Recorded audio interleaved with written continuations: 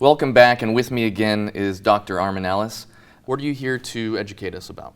Well, Christian, right now we live in extraordinary times. We live in a time where information is all around us, and it's becoming increasingly difficult to parse that information and use it in a way that allows us to understand the world around us in a more effective way. There's essentially too much information and not enough wisdom. Right. So what I think would be beneficial for everyone is to understand how to look at that information and to be able to apply our own ways of thinking so that we can use the information for us rather than be used by that information instead. Christian, my question to you is, right now we're flooded with information. How much of that information is actually useful to you? How much of that information is allowing you to live your best life? Right. How much of that information do you know is designed to benefit you rather than to be designed for someone else's use? And to me, I think that while we live in this extraordinary time, we don't really talk a whole lot about what to do with that information.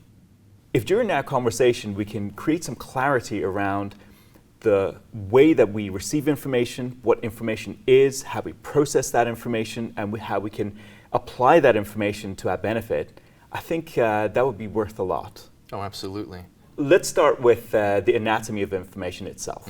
Assuming the information that you have is of high quality, there's really three different types of information. One kind of information is absolute.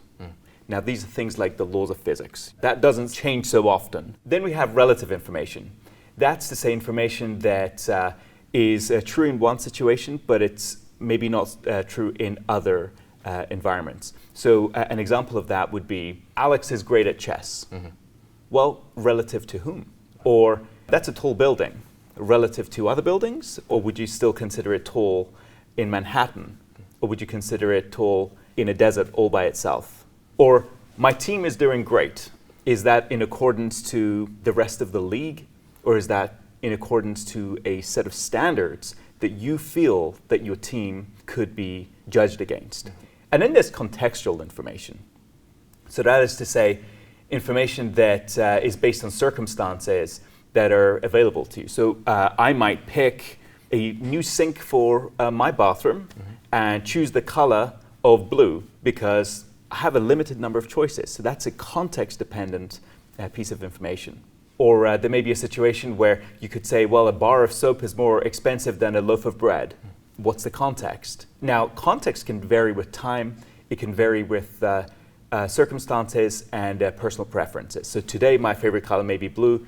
Tomorrow, my favorite color might be something different. So it's important to just understand that anatomy of information before we even go into the quality of information. Let's think a little bit about the quality of information.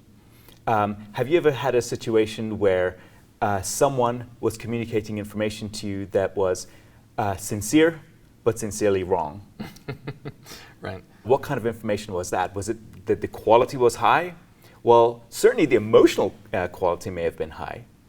There's also times when someone can say something that is absolutely the case, absolutely in the context perhaps, it's absolutely true, but we might not believe it. Now, what kind of information is that? Is it that the quality is low, or is it that the emotional component of it doesn't quite resonate? Interesting. There's a lot of different ways that we can look at this. So while it's important to understand the anatomy of information, it's also really important to understand the motivation around the information, the quality of that information, and also the awareness that the speaker has around that information itself. So someone may be sincerely explaining something to you or to me, but the sincerity of the information might not hold the quality of the actual information being conveyed.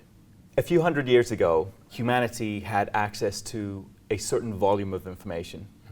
The quality might not have been so high. Absolute information was very hard to get a hold of. I would argue that today, absolute information is still very hard to get a hold of.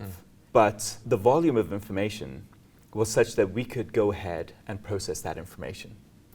We were in a position to take our time with it. Today, we're flooded with information. There's not enough time to process that information. And that sets up a special dynamic in our minds that makes it hard for us to be able to put information into the right context. I think there are a number of fundamental pieces that we have to appreciate about information, but also I think we have to fundamentally understand how our brains process that information. One thing to really appreciate is the way that our brain is actually set up. It's easy to look at ourselves and think, wow, isn't humanity fantastic? Aren't we great? Aren't we capable of such incredible levels of creativity? And aren't we so clever for being able to build buildings and transportation systems and rockets and all sorts of things? But what we have to also understand when we think about humanity is that our brains are more or less around 3 pounds in mass, and it's only this big. And so this brain is really trying to understand the entirety of the universe. And I ask you, how likely is it that we're going to be able to understand the entirety of the universe with that 3-pound brain? The brain is very much designed in the context of human evolution.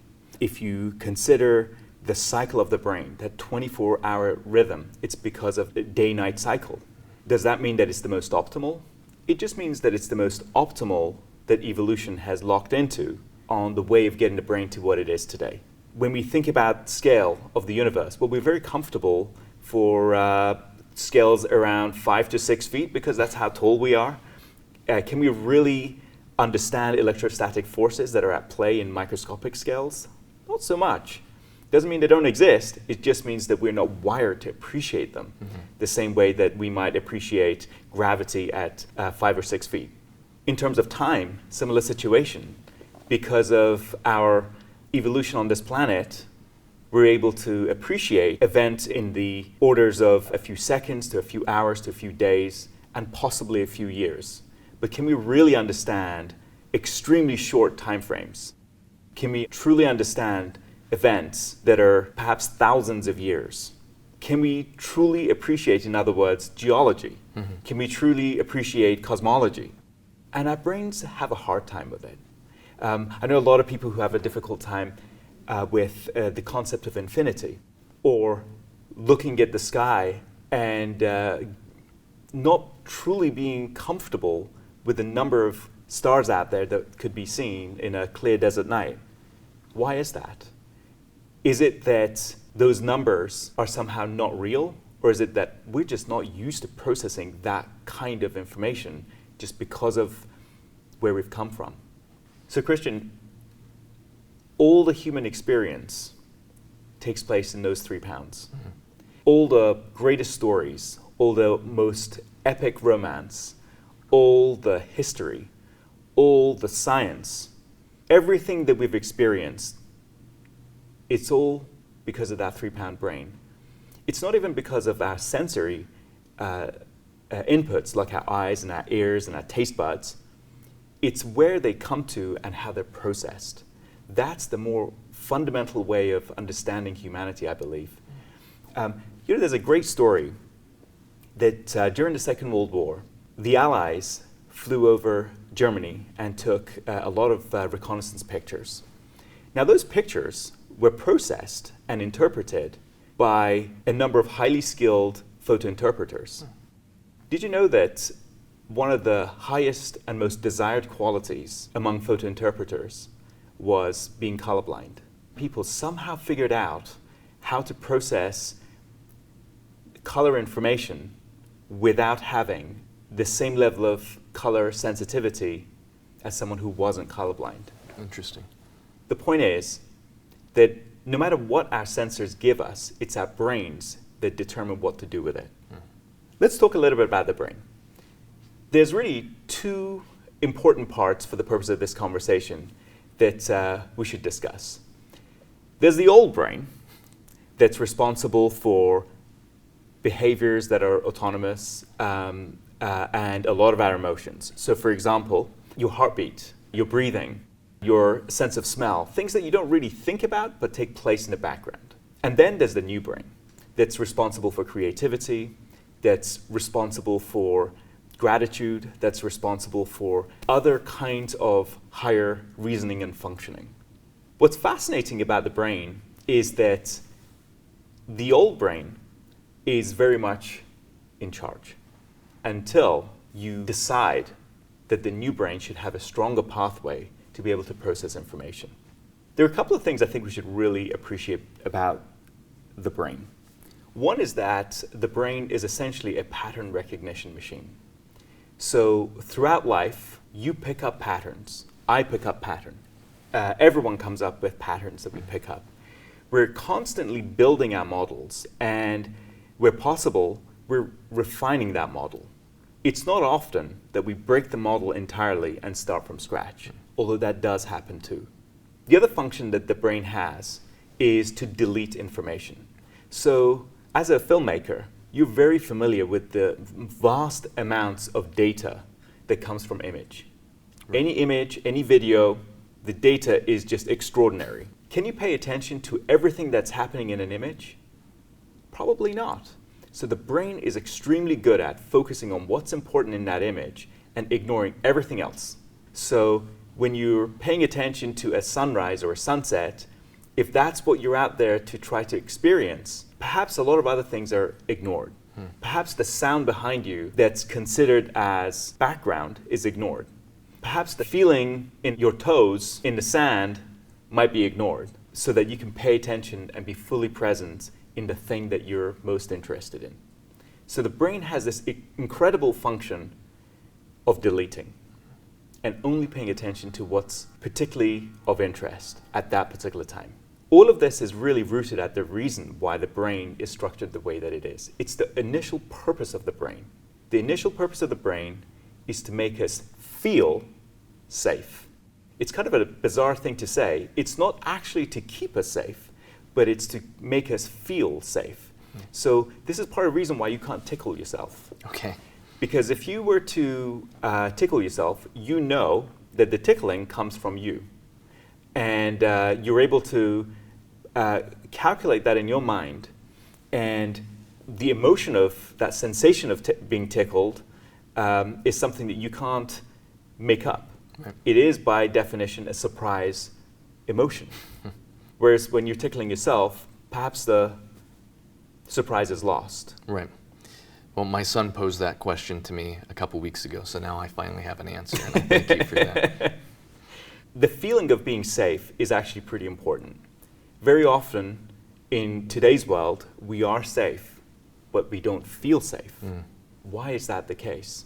If we take a moment and look around and recognize that we are absolutely safe, and then understand that emotion, then we're in a situation where we could decide how to respond to it. Sometimes we feel unsafe and we are unsafe. And the brain is justified in doing what it takes to turn the situation into a safe environment. Let's talk about how the old brain and the new brain are connected. Essentially what happens is that all information goes through the old brain, and if the old brain allows it, it's then transformed into signals that go through to the new brain. The old brain, if it decides to shut down, go into a fight-flight type of scenario, will not pass information into, or a lot of information, onto the new brain. That's why people who are in extraordinarily difficult situations sometimes do extraordinarily difficult things in response, and there's not a lot of thought that goes into it. Have you heard of situations where someone in a very difficult situation, maybe a small person, is capable of doing extraordinarily difficult and physically demanding things because in that moment they're required to do so? Well, where do you think that quality comes from? Where do you think the commands to the muscles come from at that time? Do you think it's a conscious, well-calculated decision that comes from the new brain, or do you think it's something that's a reaction from the old brain? There's also situations where we get into the zone, this zone of total creativity and bliss. Where do you think that part comes from? Do you think that it comes from the old brain, or do you think it's the area of creativity that the new brain is responsible for? Well, of course, it's the latter. And there's a lot that we're still learning about how the old brain and the new brain connect and work together. But this is the basic wiring. What's interesting is that people in marketing have known about this for a long time. So they sometimes market things to our emotions rather than our minds. The way that marketing typically works is that you sell based on the emotions and then you justify based on information and logic. So it's a very clever use of this understanding for how the old brain and the new brain are wired and connected together. Interesting. You know, there's some general tendencies that brains have.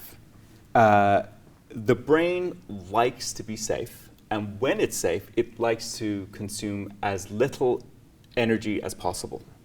So when you see people who are being lazy, actually, their brains are doing the right things. And when you see people who are high energy, when you see people who are going after something, there's always an emotional component to it. Let's think about some of the other things that the brain likes to do. Without discipline, the brain likes to focus on just one thing. Right. The brain likes to process as little as possible. The brain likes to delete what it thinks is unimportant. So short-term memories can turn into long-term memories if all of a sudden the brain decides that that piece of information was incredibly important. But most of the time we don't do that. And that's a good thing. So we can just delete it and move on. The brain likes to have clear answers and simple priorities. The brain likes to have unchanging assumptions. Some of those assumptions, by the way, could come from early childhood that are never questioned. So we go through life never questioning some early childhood assumptions. Now, what does that do to our behaviors? Right. But we'll get to that. Simple solutions and simple instructions. The brain likes that. The brain likes to have as little effort as possible in order to be able to obtain high quality, substantial results. The brain likes repetition, but the right kinds of repetition without getting into boredom. There are specific ways that the brain likes to be stimulated and specific ways that brain doesn't want to be stimulated. You can think about drugs or certain experiences have on the human brain that turns into addictions perhaps, or habits, or repeatable patterns in people. The brain likes to conserve its energy, basically. And it has some fundamental rules for how it wants to achieve these things. There is something very special about the brain here. The brain, no matter where it starts off from, is plastic. That is to say, it's able to change and alter. But we have to want to do that. It's quite interesting how the power of emotions and how power of decisions can allow us to change those models that we formed in our brains. This is a fundamental quality, I believe, for the way that we can choose to design our lives and move forward in ways that ultimately allow us to achieve the higher goals that we have. It's all about being consciously making those decisions in our lives. Let's think a little bit about how to change and how to alter the neural networks that we have. These patterns in our minds are nothing really other than a set of pathways in our brains called neural networks. These pathways, the more repetition we have and the more emotional repetition we have, become firmer and become more like highways rather than dirt pathways. So to be able to alter these neural networks in our minds, one of the things that we have to do is to make that decision as to what it is that's going to bring us pleasure or repel us from danger or fear or negative outcomes. If we really have that strongly within us, then we can apply good training, and then this plastic mind is now at our disposal. So now that we understand a little bit about information, how the brain takes that information, and how the structure of the brain actually works with information, let's think about the way that we can decide to interact with the world around us.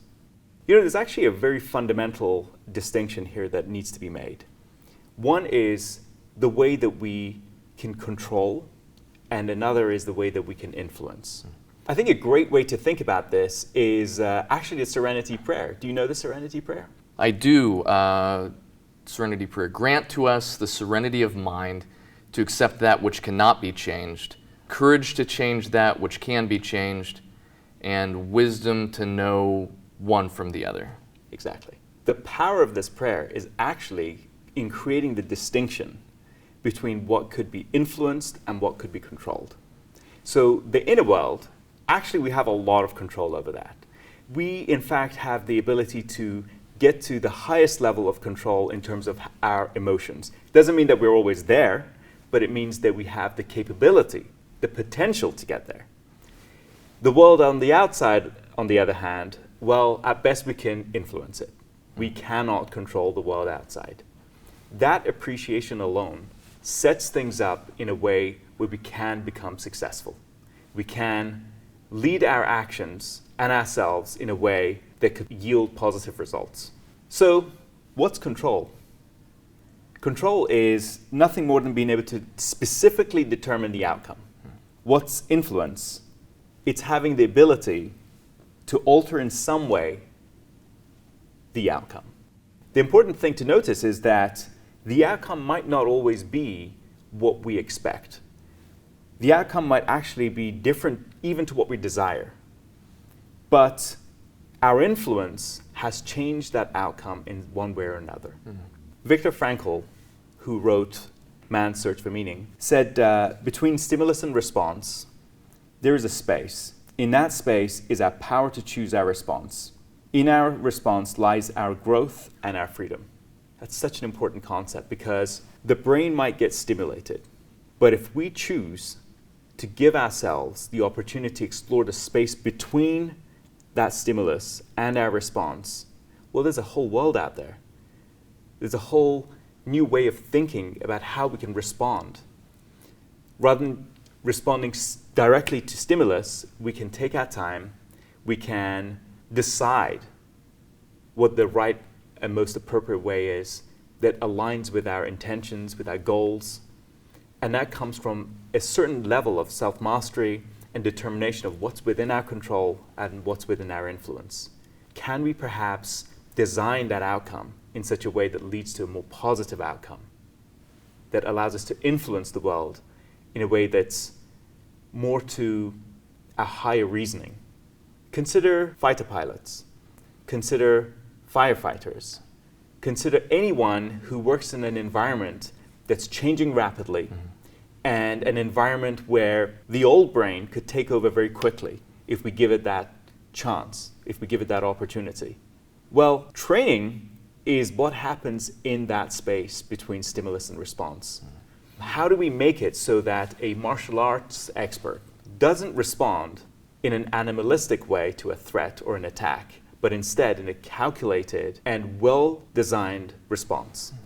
This is one of those areas that a lot of people have been thinking about that is supposed to take around 10,000 hours. It's really designing the brain with consciousness to build those neural network pathways that almost gives us a sense of been there before. I know how to respond to this situation. That's why astronauts train and train and train. They train for two particular purposes. One is to be able to manage their emotions, and the second reason is to be able to understand specific pathways to specific problems. So in conclusion, there are a few things that I think are really important for us to really appreciate. It's that idea that our brain is our tool for perceiving the world. It's not infinite as we might think it might be. It's only 3 pounds. It has a speed of reaction. It has a scale to its interpretation of the world, and so on. Our brain has two fundamental components, the old brain and the new brain. Both have different functions, but they complement each other and allow us to be as creative as we have been as a species. That also presents us with certain levels of struggle as well. And it's easy to see that sometimes when someone has emotional responses to something that doesn't necessarily make logical sense. We can see that about them, and fundamentally we can now empathize where that comes from. the more we learn about the brain, the more we understand about how we can control the inner world and potentially influence the outer world, the more we appreciate the way that we're always dancing with our brains, the more we can kind of empathize with other people as well. Understand that we're on a journey and so are they. And then there's a very important component that with the right level of training and the right kind of training, we can use the plasticity of our minds to enable life to be lived on our terms, to experience the emotions that we want to experience, to be able to really think and utilize that space between stimulus and response. I think this is a fundamentally important takeaway, actually, because we're living in an increasingly complex world. And one thing that's for sure is that the next 20 years are not going to be the same as the last 20. Mm-hmm. And how do we live in that world? How do we decide to respond to a world where information is going to be increasingly abundant, some of which means nothing? Some of the information could be misleading, and some information is extremely high quality. And yet that high quality information could be presented to us in ways that we don't really understand without reflection. Mm-hmm. How do we parse through all of this? How do we ensure that our filters and the filters of other people are adjusted in a way that leads to the right kinds of results that we all want to see? That, to me, is one of the most fundamental reasons why we should take time and understand, yes, information, yes, the world around us, but much more importantly, ourselves and the tool that we've been given, our brain, in a way that perhaps is a little bit more nuanced than what we've been used to. The moment that we realize how our brains are structured, how much more empathetic can we be towards other people? How much more empathetic can we be towards understanding that someone else is also having emotional experiences? Maybe they haven't had the opportunity to distinguish and understand that there is that space between stimulus and response. Maybe that there are people out there who have not yet had the level of training needed to be able to distinguish between the different kinds of information, the training that it takes to make decisions about how they want to respond to stimulus. And if we have that level of empathy, I can assure you the quality of our relationships, the quality of our conversations, and in general, the way that we choose to live with one another will actually improve quite dramatically. Even if people on the other side of the conversation haven't had that opportunity quite yet. Because, you know, the advertising industry has told us for a long time, it starts with those emotions and then it's justified with the logic. So maybe that's how we need to start to treat each other first. Create that environment of positive emotion that will then lead to us being able to have those higher cognitive conversations. Christian, to wrap up, do you know the story about President Abraham Lincoln and that letter he wrote to one of his generals in the Civil War? Is it the letter that he didn't send? That's right. Yes, that was a letter to General Meade, I believe, after the Battle of Gettysburg. Lincoln was very upset that Meade did not follow Robert E. Lee and capture him as he retreated. Mm-hmm. He took that letter and he decided to not send it off. Mm-hmm. Can you imagine how history might have been different had President Abraham Lincoln not had the presence of mind to distinguish that space between stimulus and response? Mm. Yeah. So, while these ideas can potentially come across as abstract, mm-hmm. there's real value in implementing some of these tools and strategies in the way that we live. This brings us to the end of the course, but it's also the beginning of, hopefully, a new way for you to look at the world in the 21st century. In your workbook, you'll find a page labeled Action Steps. Fill it out, commit to it, and see where it takes you. Please consider joining us on social media at Expand Institute and Granttown, and please consider joining Granttown Progress Report, a special newsletter we send out multiple times a week. Continue to work with us at Expand Institute. We have more courses on the horizon, both for free and for subscription. I look forward to seeing you in a future course.